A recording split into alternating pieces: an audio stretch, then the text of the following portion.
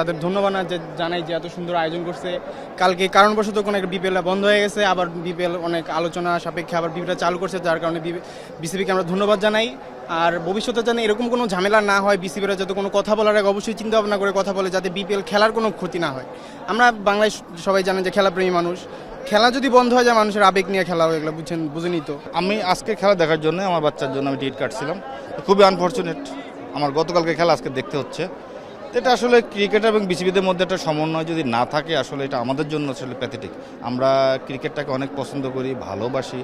আমাদের দেশের মান ক্রিকেট দিয়ে অনেক দেশে মান উজ্জ্বল হয়।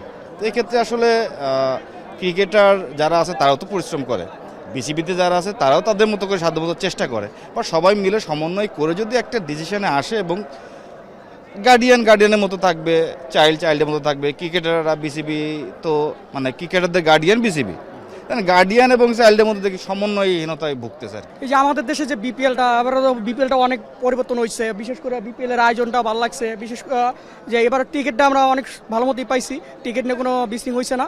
তো আমরা জানি না গতকালকে কী হয়েছে, এই সপ্তাহে বিরত থাকবো। আমরা যেহেতু দেশটা ভালোবাসি, বিপিএলটা ভালোবাসি, তো বিপিএলটা আরও অনেক উপরে যাক, বিশেষ করে আইপিএলের একটু কাছাকাছি জায়গা আমরা এটা চাই। বিপিএলের ট্রফিটা পরিবর্তন হয়েছে, বিপিএলের লোগোটা যদি একটু পরিবর্তন হতো তো বিশেষ করে একটু ভালো লাগতো। আসলে আজকের ম্যাচটা আজকে করা উচিত ছিল, গতকালকের ম্যাচটা যদি পরে দিত তাহলে অনেক ভালো হতো। আসলে আজকে যেগুলো ম্যাচ ছিল সেগুলো দেখার মতো, কিন্তু আমরা তো আসছিলাম আজকের ম্যাচের জন্য, কিন্তু আগে দেখা লাগছে টিকিট দেয় অন্য ম্যাচ। এই জন্য আমরা খুব মনে করেন দুঃখে আছি। সানবিট সব দিবে সামাল। সানবিট ম্যাজিক প্রেস ডিশওয়াশিং এর মাথা ঘোরানো সলিউশন।